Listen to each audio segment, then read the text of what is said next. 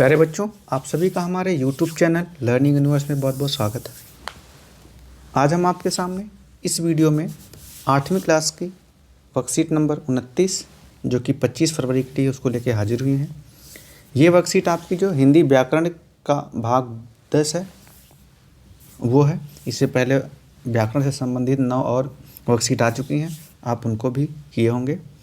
इस वर्कशीट में जो है क्रिया के बारे में बताया जा रहा है कि क्रिया क्या होती है, प्रयोग के आधार पर कितने भेद होते हैं और उनके कुछ उदाहरण दिए गए हैं, उसको हम हल करेंगे। तो चलिए शुरू करते हैं।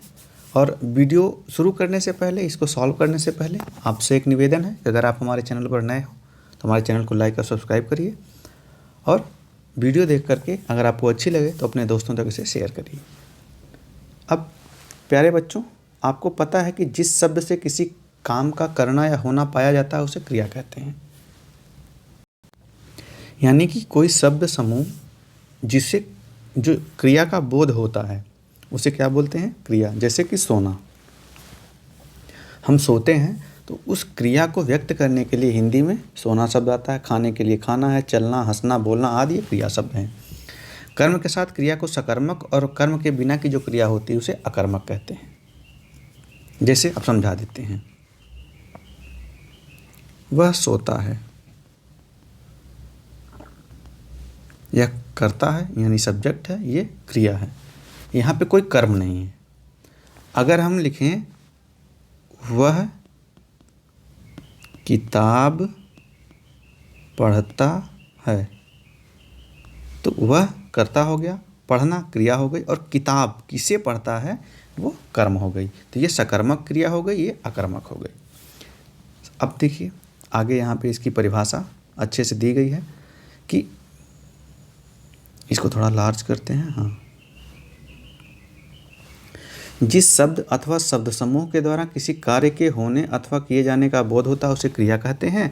जैसे देखिए सीता नाच रही है तो नाचने की जो क्रिया है उसे ये शब्द नाच शब्द के द्वारा बोध उसका होता है। बच्चा दूध पी रहा है तो दूध पीने को पीना यानी पी रहा है, इसके द्वारा बोध हो रहा है।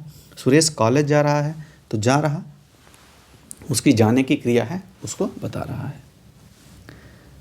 इसमें नाच रही है, पी रहा, जा रहा शब्दों के कार्य व्यवहार का बोध हो रहा है। इन सभी शब्दों से किसी कार्य के अथवा होने का बोध हो रहा, अतः ये क्रियाएं हैं।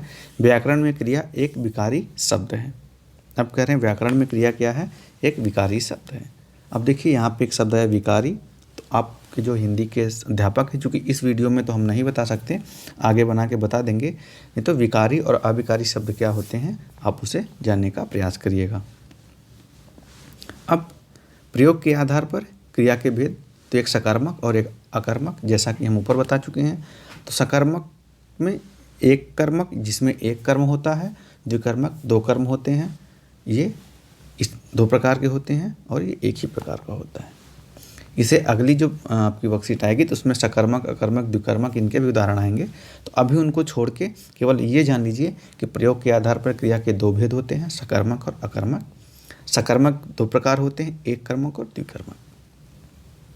अब आगे अभ्यास आपको करना है कि वाक्यों को उपयुक्त क्रिया रूप लगाकर पूरा करना है। तो आपको यहाँ पे क्रिया रूप भरना है।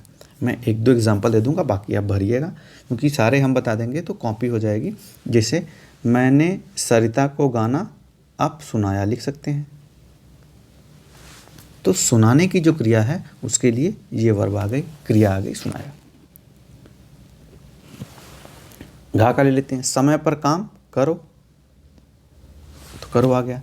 तो ऐसे ही आपको जो है ये जो दिए गए हैं इनको करना है। सुशीला विद्यालय में पढ़ती है, तो आप लिख सकते हैं पढ़ती है, ये क्रिया हो गई। ऐसे आप इनको पूरा करिएगा।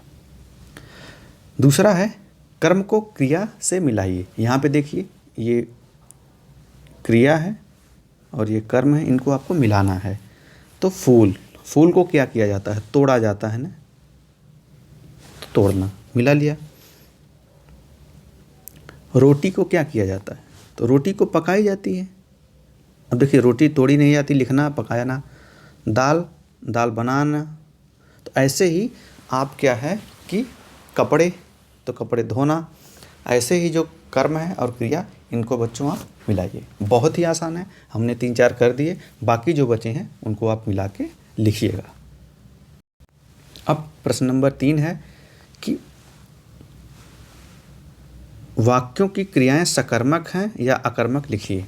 अब आपको पता करना है कि ये जो वाक्य 3 वाक्य हैं, इनमें क्या है, सकर्मक क्या है और अकर्मक क्या है।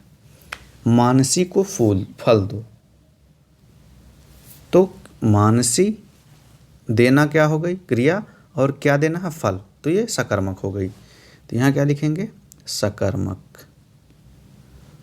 भालू नाचता है, तो भालू नाचना ये अकर्मक है, क्योंकि यहाँ पे कर्म नहीं है। नेहा दूध पी रही, क्या पी रही, दूध, तो ये सकर्मक है।